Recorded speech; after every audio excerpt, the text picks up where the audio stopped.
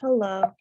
So today what we are going to be doing is talking about how to get into real estate and make everyone a client and make more money.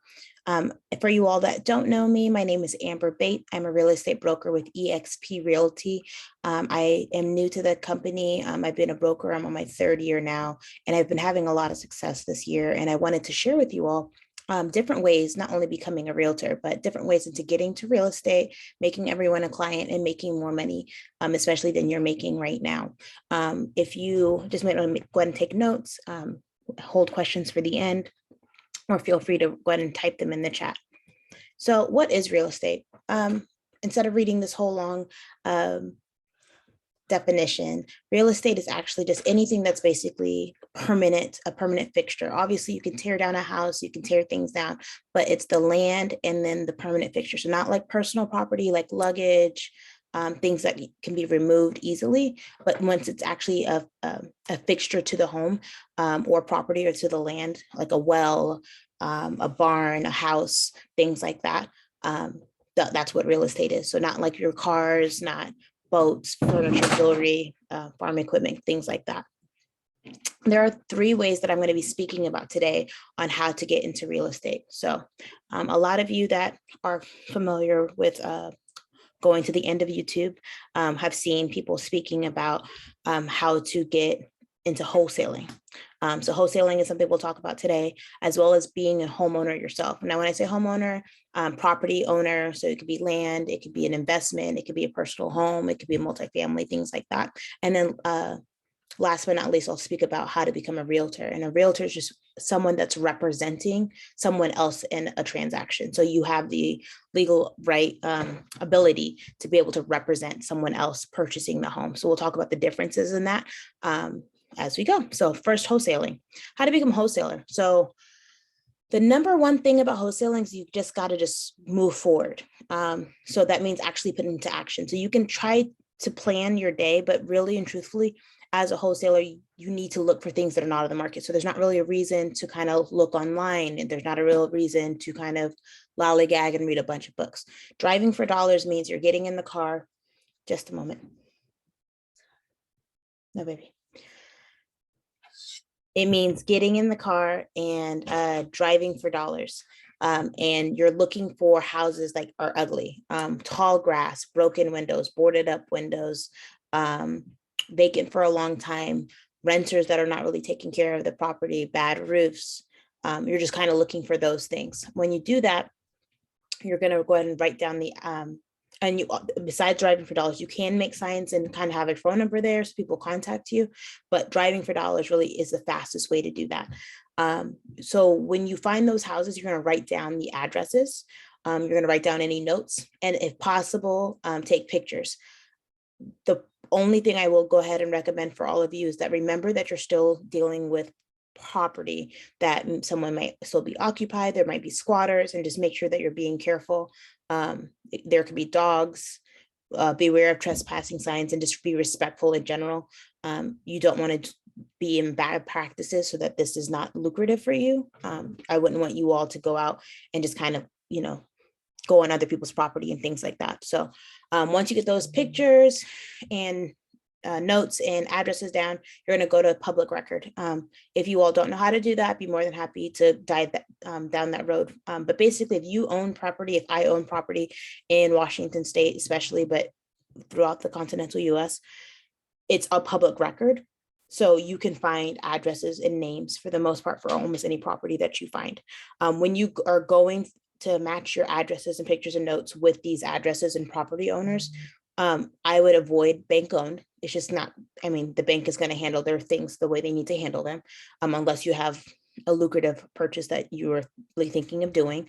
And then new purchases. So if someone just bought the house 3 months ago, 6 months ago, even 12 months ago, they're probably going to do what you're doing, right? They're probably going to fix it up. So I would avoid those. But once you have that narrowed list of the owners of those properties that are in bad shape, you can write postcards, personal handwritten notes.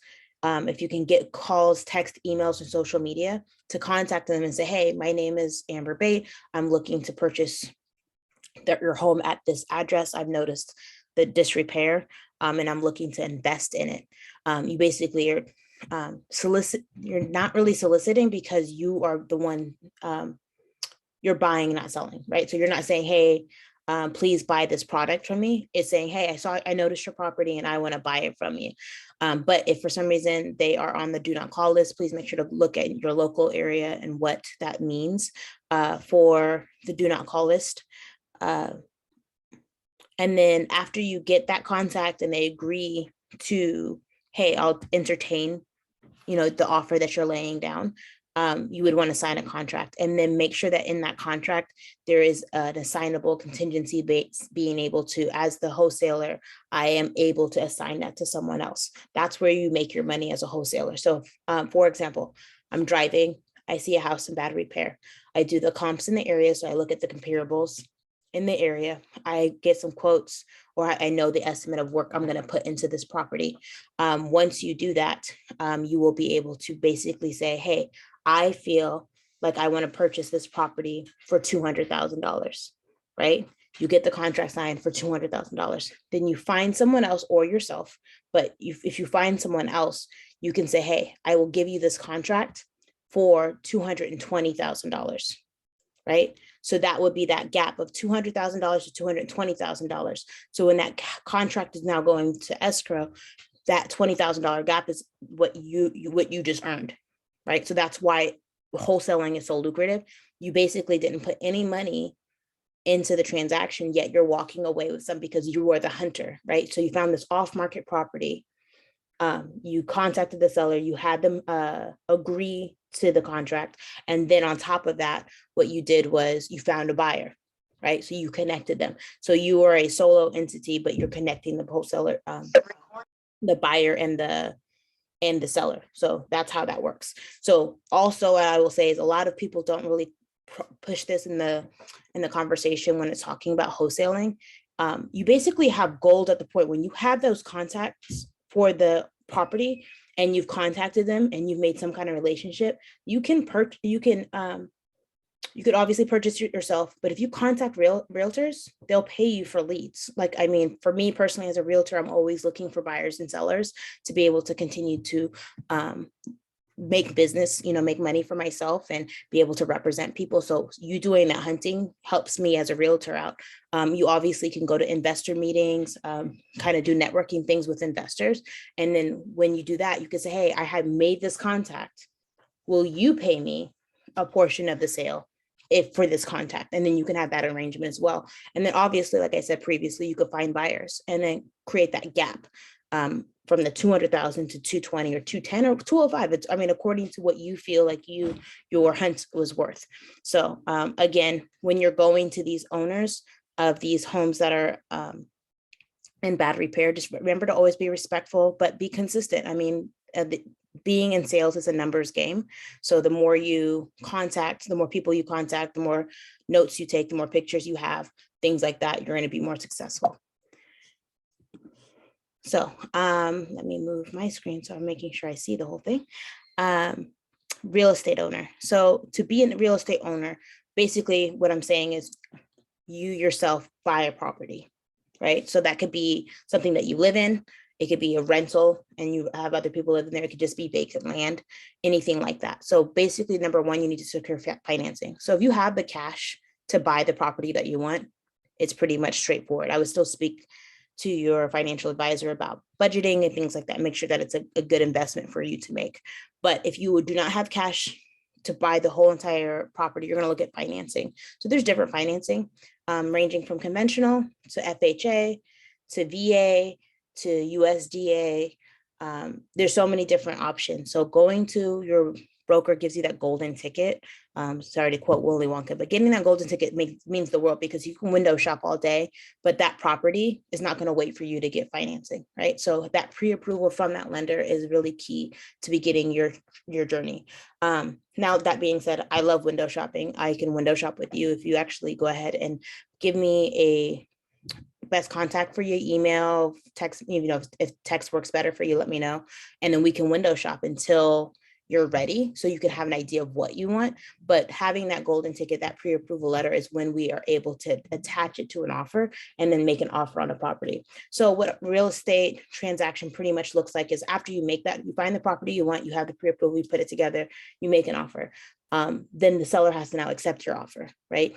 According to how the contract is written, there's some balancing and mutuals that need to continue to happen. So there's some contingencies that you may or may not have in your contract. So this is just a vague overview. Obviously, your situation may differ, but you would make an offer, they would accept the terms. So there's a little back and forth sometimes, and sometimes there's not.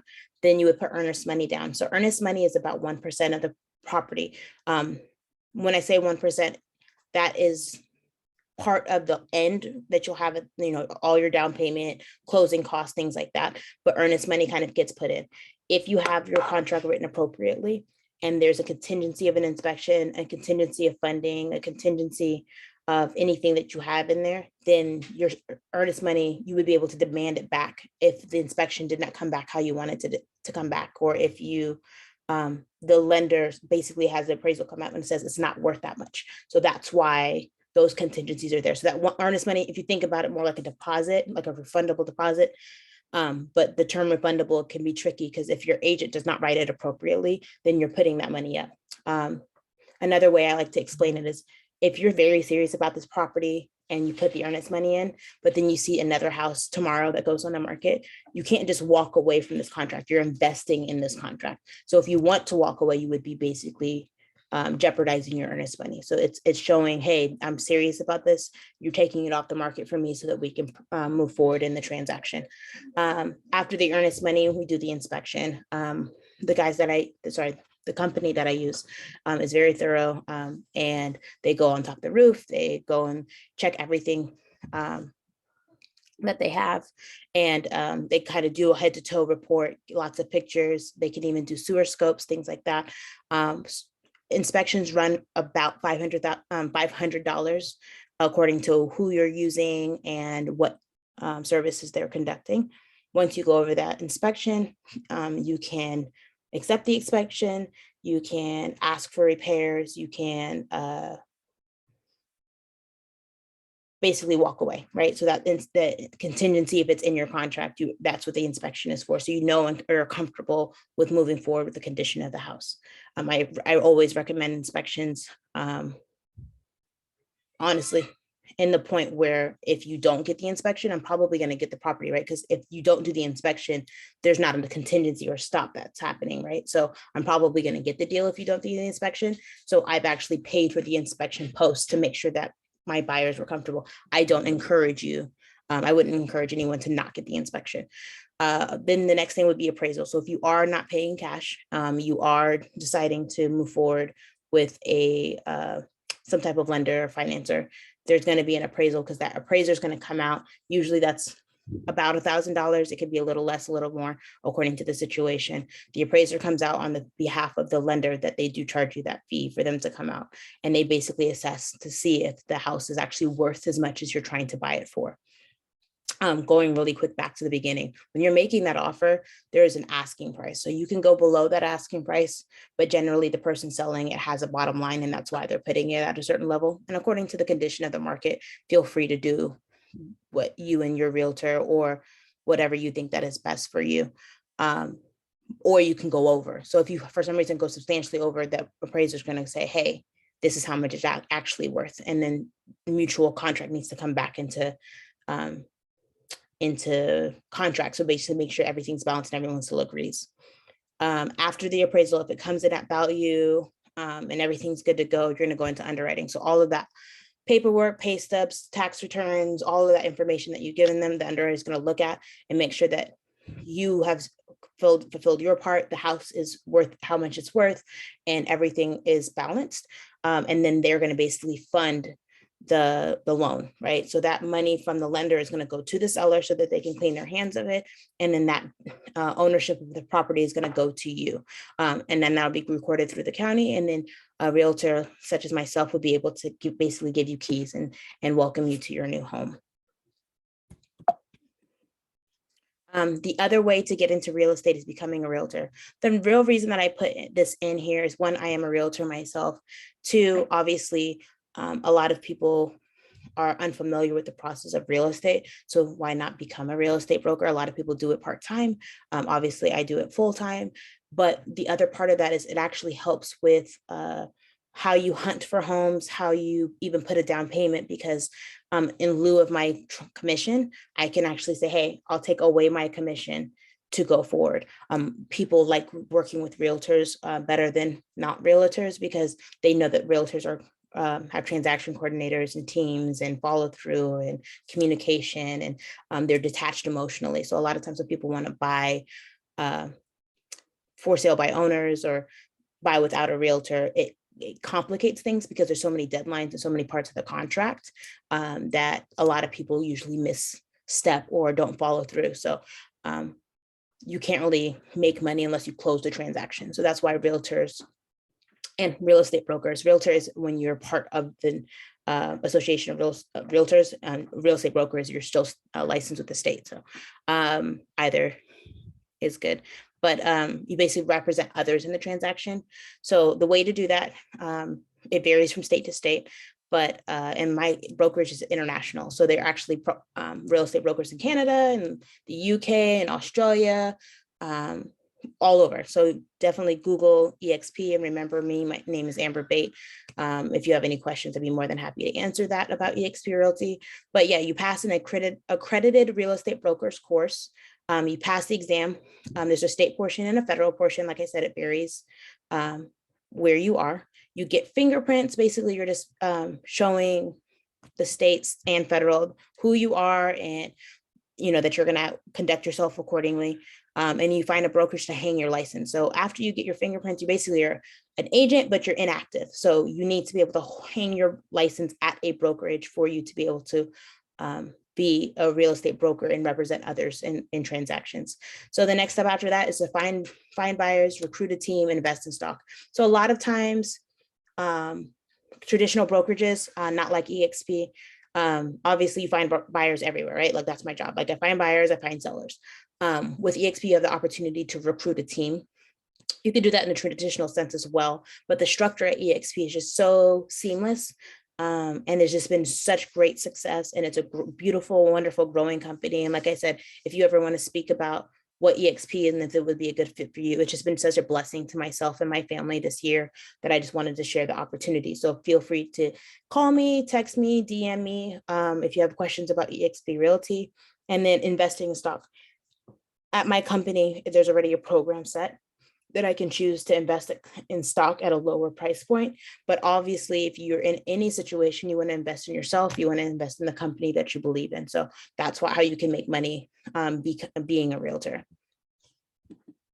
So the next part of my title about how to get into real estate, make everyone a client, and make more money. The second part is make everyone a client. So my first recommendation is for you to clean up your image. So anything like R-rated, any adulting stuff, for the most part, you want to go ahead and try to eliminate that. The reason you want to do that is not because you need to be false. It's just being a little bit more closed off, because if I'm a family person and I have my spouse and my children, and we want you to be our real estate agent, and all you do is drop the F-bomb, I'm probably not going to want to bring my kids, right? Like that's just kind of, you want to be kind of general to the public and approachable, and then also kind of read the room, right? So if you're in a room of adults and there's drinking and you're having a good time, obviously be authentic and be yourself, but make sure that your image is very PG, more PG-ish than PG-13-ish, if you catch my drift.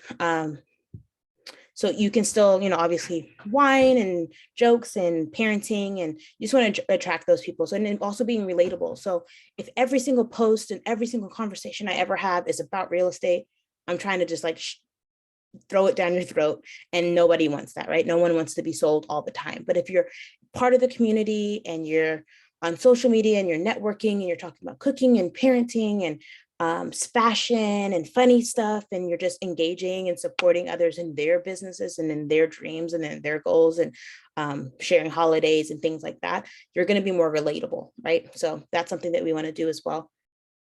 And then be responsive. So if someone's commenting on posts, if someone messages you, someone text messages you, someone calls you, call them back. There's so many times where I've reached out to other agents that are not so successful that they're just not answering their phones, right? Their voicemail box isn't set up. And this is for wholesalers too. If I have a contract and I'm trying to get it to somebody and they call me back and I don't get to them, there's a hole in that communication. And then also remember to ask for the business. So not being pushy, just on occasion, remind them, hey, if you or someone you know is ever looking to buy, sell, rent, flip, invest, whatever it is that you have created your circle of services to be, just ask for the business every now and then. Hey, when you get a moment, can you make sure to get on Zillow and give me a 5-star? When you get a moment, if you appreciated what I did for you, please make sure to say something. Just take a minute or two just to do a quick review on me. I would really greatly appreciate it. Or hey, don't feel pressured. Maybe every couple weeks to, once a month, I can send you some listings about some properties you're looking into. Hey, if you needed a lender, I have a couple of resources. I'd be more than happy to have a virtual coffee with you or sit down and have lunch with you. So things like that. So just remember to always make the effort to remind people that you are in real estate, flipping, any of these things that I've talked about, that you're in real estate and that you're the person that they should call. And how to make money. Benjamin Franklin said, and honestly, I heard this in the Venus and Serena movie, King Richard, starring Will Smith. If you fail to plan, you're planning to fail. And then I found out, I was like, oh, that's Benjamin Franklin. So if you don't make a plan, you're gonna fail because there's nothing to stack up. It's just kind of just running around with chaos, right? So that's something that I've learned this year. When I follow through, the results happen. And a lot of times, the things that I did 3 months ago to 6 months ago are happening now, right? So I called someone 3 to 6 months ago. I did cold calling. I've paid for leads. I followed up with my mentor's leads. I've done so many things. And even though it's not instant gratification, the stuff I did 3 months ago is happening now. So I have to have that strategy. I have to have that follow through. I have to have that follow up. So creating a strategy, following through, then look at the results, right? So, hey, I spent this much time 3 months ago doing this, so it's working. Or, hey, I keep sending these mailers out and I'm not getting any feedback, right? Then change it. Reflect on the results and then create the new strategy. And then learn best practices. Reading, Rich Dad, Poor Dad, watching the YouTube. I mean, I've learned so much on YouTube, finding a good mentor, networking with other real estate brokers, wholesalers, homeowners, and just finding out like, what does your future look like? What do you need to do? What things haven't you tried yet? So I just want to say thank you so much for your time. For those who actually were able to watch here or are going to watch the recording, my name is amber.bate. So I have patience. So if you are looking to buy, sell, rent, etc. in the next 10 years, feel free to give me a call. My number is 253-330-2645. Here is my little contact. Feel free to screenshot. And also feel free to follow me on Instagram. My handle is amber.bate real estate. Thank you so much for your time.